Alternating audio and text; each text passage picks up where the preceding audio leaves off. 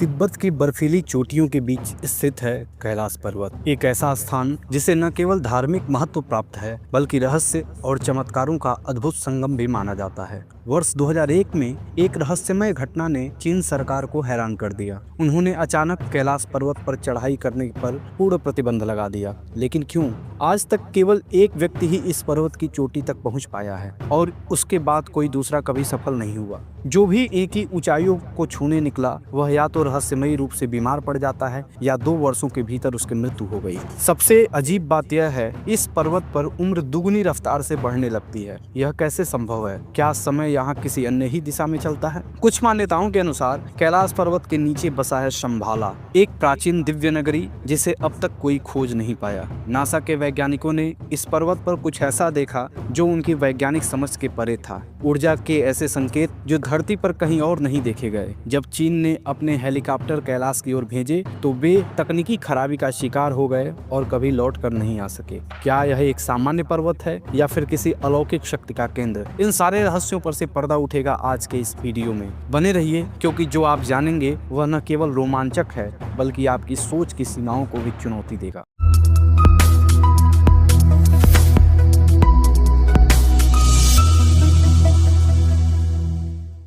साल था 1962। भारत चीन सीमा विवाद अपने चरम पर था और अंततः यह तनाव एक भयंकर युद्ध में बदल गया। नतीजा, भारत को भारी नुकसान उठाना पड़ा। इतिहास गवाह है कि उस युद्ध में लगभग 72,000 वर्ग मील भूमि चीन के हाथों में चली गई और उसके साथ ही कैलाश पर्वत का क्षेत्र भी चीन के नियंत्रण में चला गया। पूरा देश सदमे में था, संसद में सन्नाटा था, पर देहरादून से सांसद महावीर त्यागी के आवाज ने उस सन्नाटे को चीर डाला। उन्होंने सीधे सीधे तत्कालीन प्रधानमंत्री पंडित जवाहरलाल नेहरू से वह सवाल पूछ लिया जो शायद कई भारतीयों के दिल में धधक रहा था। आपके शासन में हमारी 72,000 वर्ग मील जमीन चली गई, आप उसे वापस कब लाएंगे? नेहरू का उत्तर चौंकाने वाला था। उन्होंने कहा, जो जमीन चली गई वह चली गई। वैसे भी वह इलाका बंजर था, वहाँ घास तक नहीं उगती। इस पर महावीर त्यागी ने कुछ ऐसा किया जो भारतीय राजनीति में साहस की मिसाल बन गया। उन्होंने अपना गंजा सिर नेहरू की ओर करते हुए तीखा व्यंग किया, यहाँ भी कुछ नहीं उगता तो क्या इसे कटवा दूं? यह एक वाक्य नहीं था, यह उस युग की राजनीतिक असहायता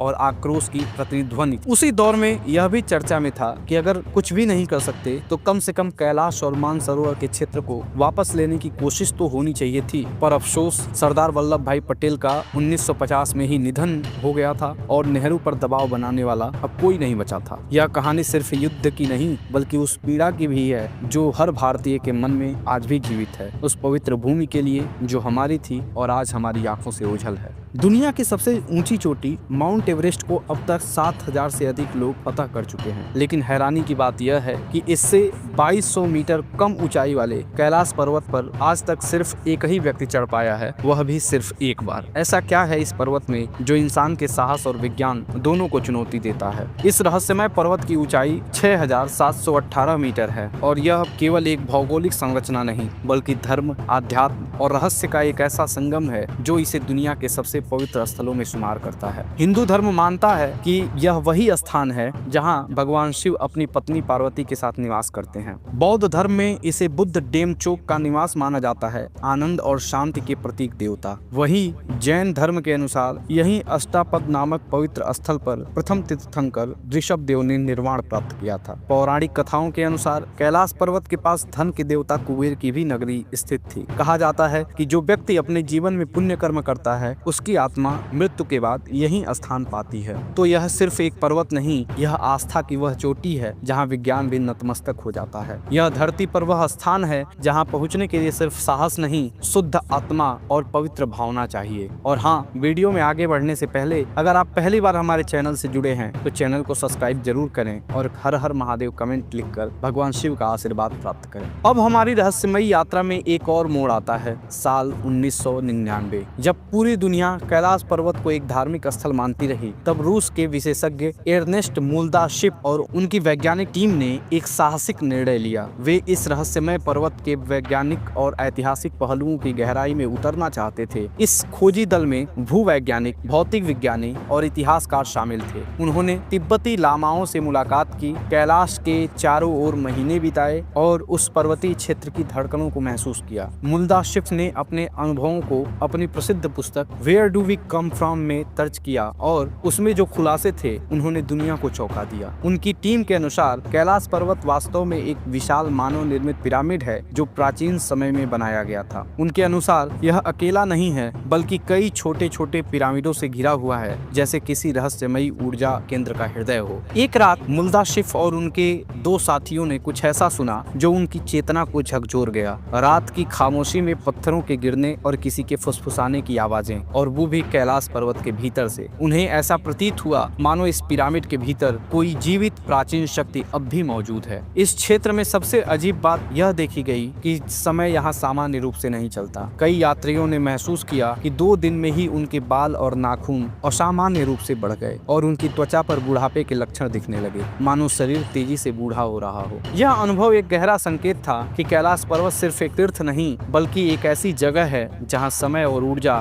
दोनों की प्रकृति बदल जाती है, जहाँ हर कदम पर एक अदृश्य शक्ति अपनी चेतना से संवाद करती है। तो सवाल यह उठता है, क्या कैलाश वास्तव में प्राचीन काल का कोई दैवीय यंत्र है या पृथ्वी पर मौजूद कोई ऐसा स्थान जो दूसरे आयामों से जुड़ा हुआ है? रूस के डॉक्टर अर्नेस्ट मुल्दाशिफ ने अपने संस्मरणों में एक घटना का उल्लेख किया जो आज भी कैलाश पर्वत के रहस्यों को और भी गहरा बना देता है। उनका कहना था कि एक साइबेरियाई पर्वतारोही ने उन्हें बताया था कुछ पर्वतारोहियों की टीम कैलाश पर्वत के एक विशेष बिंदु तक पहुंचने में सफल हुई, लेकिन जैसे ही उन्होंने उस रहस्यमयी रेखा को पार किया, एक डरावनी और चमत्कारी घटना घटित हुई। उनकी देह पर अचानक वृद्धावस्था के लक्षण दिखने लगे, बाल सफेद, त्वचा झुर्रीदार और शरीर कमजोर। 1 वर्ष के भीतर वे सभी बुढ़ापे के शिकार होकर मृत्यु को प्राप्त हो गए। यह घटना बताती है कि कैलाश पर्वत सिर्फ एक स्थल नहीं बल्कि एक ऐसी अदृश्य शक्ति है जो समय और आयु की गति को पल में बदल देती है। कैलाश के चरणों में स्थित है 2 ऐसी झीलें जो इस रहस्य को और भी गहरा कर देती हैं। पहली है मानसरोवर, दुनिया की सबसे ऊंचाई पर स्थित मीठे पानी की झील। यह गोल आकार में है जैसे सूर्य का प्रतीक हो। इसका जल स्थिर है, लहरहीन है और ठंडी ऊंचाइयों पर होने के बावजूद कभी जमता नहीं है। जो भी इसके किनारे आता है एक अलौकिक शांति को महसूस करता है, मानो आत्मा स्वयं को पाले। दूसरी ओर है राक्षस ताल जो बिल्कुल पास है लेकिन जैसे किसी और ही लोक से निकली हो। यह है दुनिया की सबसे ऊंची खारे पानी की झील जिसकी सतह पर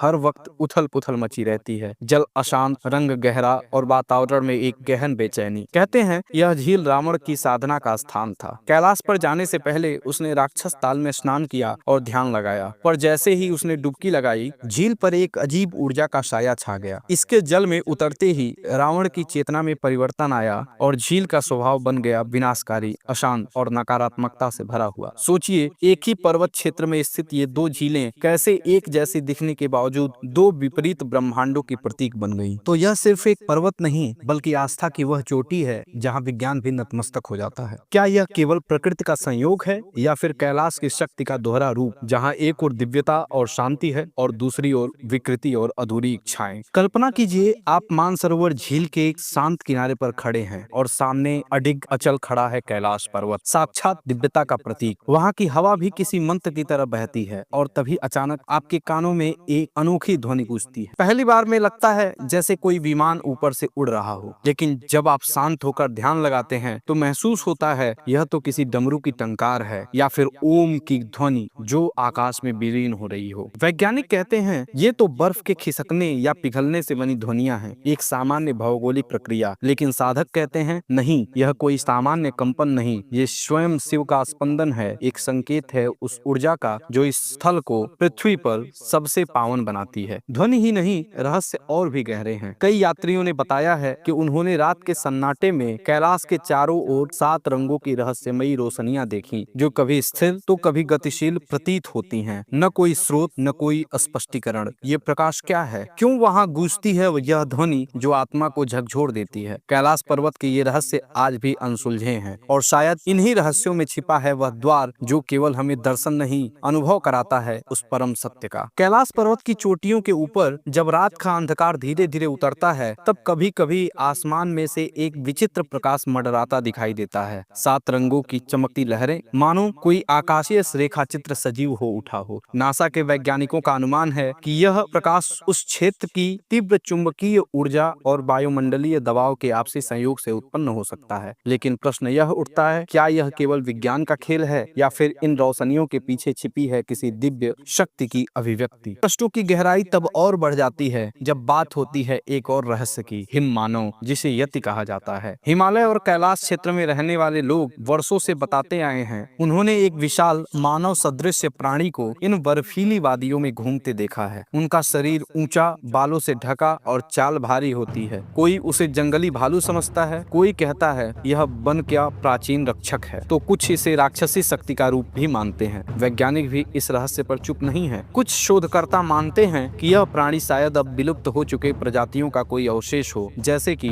निएंडरथल मानव। दुनिया भर के करीब 30 वैज्ञानिकों ने दावा किया है कि हिम मानव जैसी आकृतियां इन क्षेत्रों में मौजूद हो सकती हैं, लेकिन अभी तक कोई ठोस डीएनए सबूत या जीवित उदाहरण सामने नहीं आया।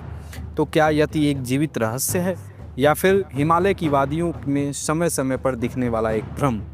जो भी हो, कैलाश पर्वत का रहस्य केवल ऊंचाइयों में नहीं, बल्कि उन कहानियों में भी है जो पीढ़ियों से गूंजती आ रही हैं। प्रकाश की लहरों से लेकर हिममानों की छाया तक, यह पर्वत केवल चढ़ने वालों की मंजिल नहीं, अनंत जिज्ञासाओं का केंद्र है। क्या आपने कभी कल्पना की है कि धरती पर कोई ऐसा स्थान हो सकता है जहाँ स्वर्ग और पृथ्वी का संगम होता हो, जहाँ अंतरिक्ष की गूंज आत्मा के मौन में बदल जाती हो? ऐसा ही एक स्थल है कैलाश पर्वत। कई धर्मों और पौराणिक मान्यताओं में इसे एक्सिस मुंडी यानी कि ब्रह्मांड की धुरी कहा गया है। यह वही केंद्र बिंदु है जहां से कहा जाता है कि पूरी सृष्टि की ऊर्जा संचालित होती है। यह न केवल भगवान शिव का निवास है, बल्कि वह दिव्य केंद्र है जहां से जीवन और मृत्यु, गति और शांति दोनों का संचालन होता है। प्राचीन ग्रंथों में वर्णन है कि एक्सिस मुंडी वह धुरी होती है जहां धरती और आकाश एक दूसरे को छूते हैं, वह स्तंभ जो अदृश्य होते हुए भी पूरी पृथ्वी को संतुलन देता है। या फिर इसके पीछे कोई खगोलीय रहस्य भी छिपा है। एक आश्चर्यजनक तथ्य यह है कि कैलाश पर्वत से स्टोनहेंज और उत्तर ध्रुव दोनों की दूरी 6,666 किलोमीटर है और दक्षिण ध्रुव से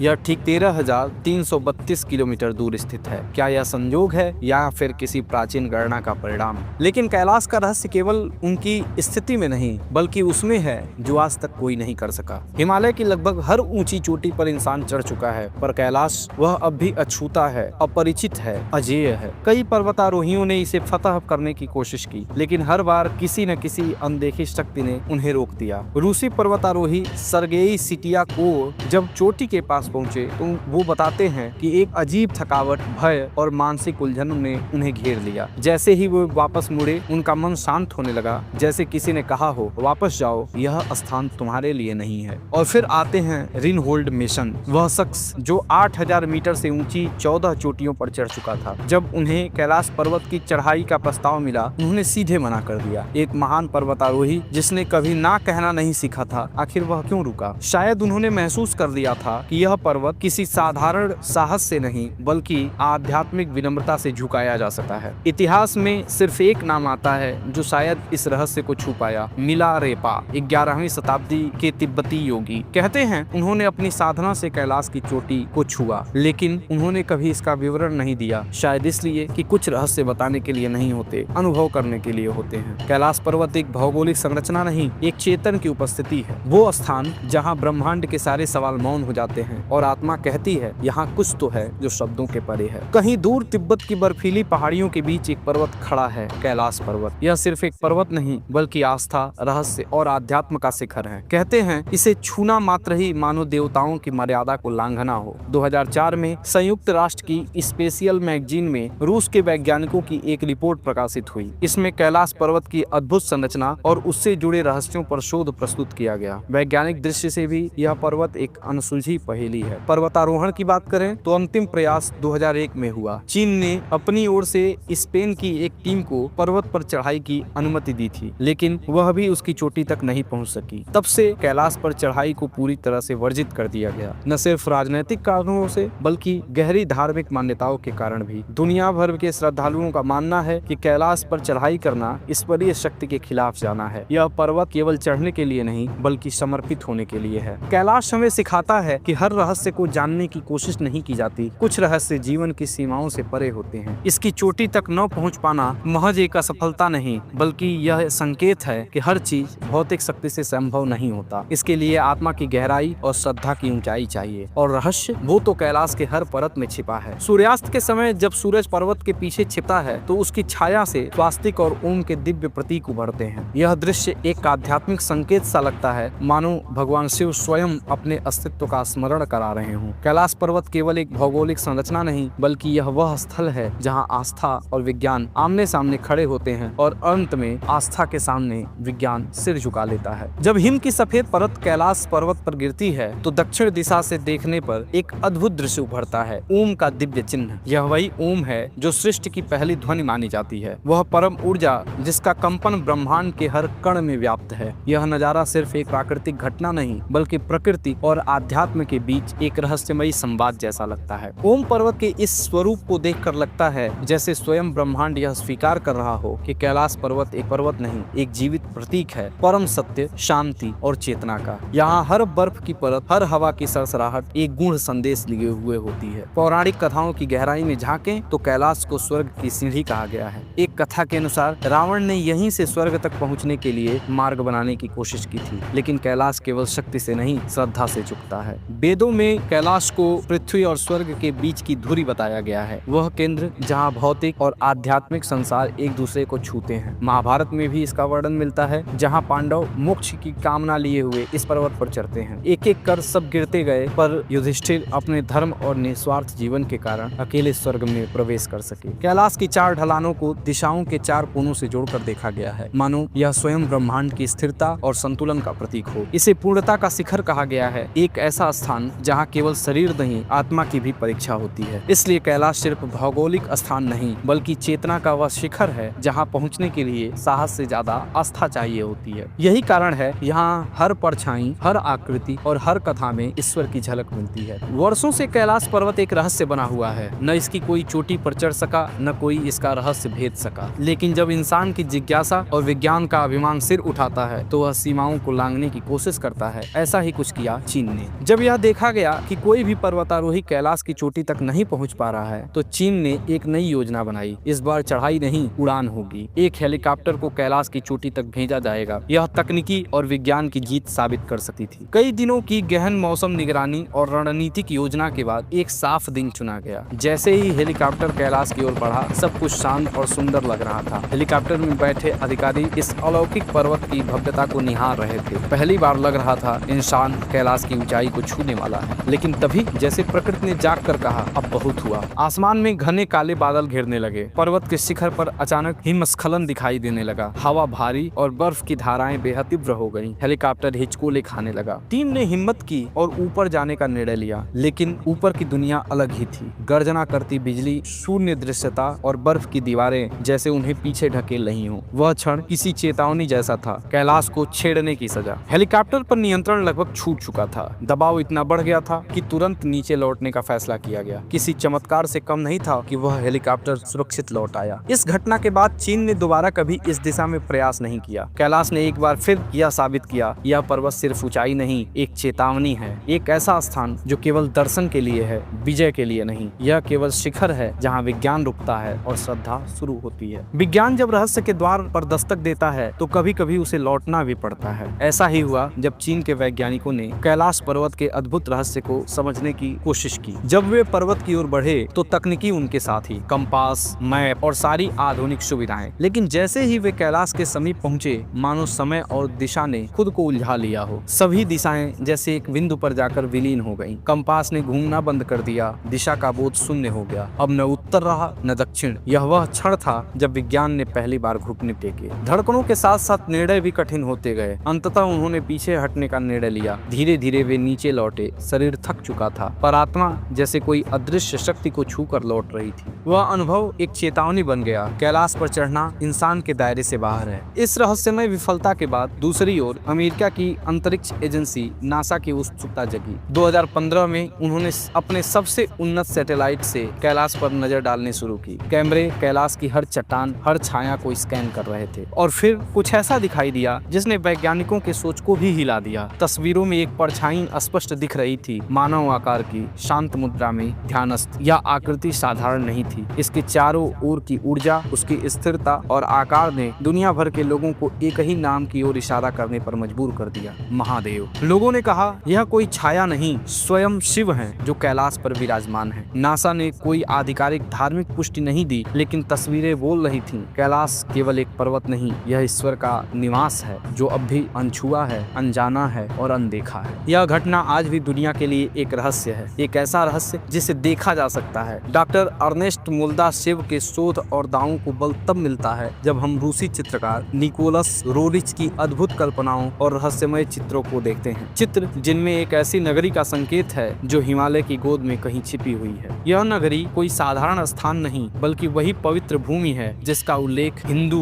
और बौद्ध ग्रंथों में संभाला के रूप में हुआ है। संभाला एक संस्कृत शब्द जिसका अर्थ है पूर्ण शांति की भूमि। यह कोई काल्पनिक स्थान नहीं, बल्कि एक दिव्य क्षेत्र है जहाँ न पाप का अस्तित्व है न भय का। विष्णु पुराण के अनुसार यह वही भूमि है जहाँ भगवान विष्णु अपने अंतिम अवतार कल्कि के रूप में अवतरित होंगे और अधर्म का अंत करेंगे। कहा जाता है संभाला को केवल वही देख सकता है जिसका हृदय निर्मल हो, जिनके विचार शुद्ध और आत्मा पवित्र हो। यह नगरी भौतिक आंखों से नहीं, आत्मिक दृष्टि से देखी जा सकती है। ऋषि, मुनि, योगी और तपस्वी कहते हैं कि उन्होंने इसकी दिव्यता का अनुभव किया है, जहाँ समय ठहर जाता है और चेतना विस्मृत हो जाती है। लेकिन संभाला का रहस्य यहीं खत्म नहीं होता। कुछ दंत कथाओं और यौगिक ग्रंथों में कहा गया है हनुमान, अश्वत्थामा जैसे अमर योद्धा आज भी इसी नगरी में निवास करते हैं। यह एक ऐसी सभ्यता है जो अति विकसित तकनीकी और आध्यात्मिक चेतना का संगम है। वहाँ के लोग टाइम ट्रेवल, टेलीपोर्टेशन और ग्रहों से प्राणियों के संवाद जैसी क्षमताओं से युक्त हैं। उनका ज्ञान इस सदी की विज्ञान कल्पनाओं से परे है। कहा जाता है यह नगरी कैलाश पर्वत की गहराइयों में छिपी है, ऐसे स्थान पर जहाँ मनुष्य का शरीर नहीं, केवल उसकी चेतना प्रवेश कर सकती है।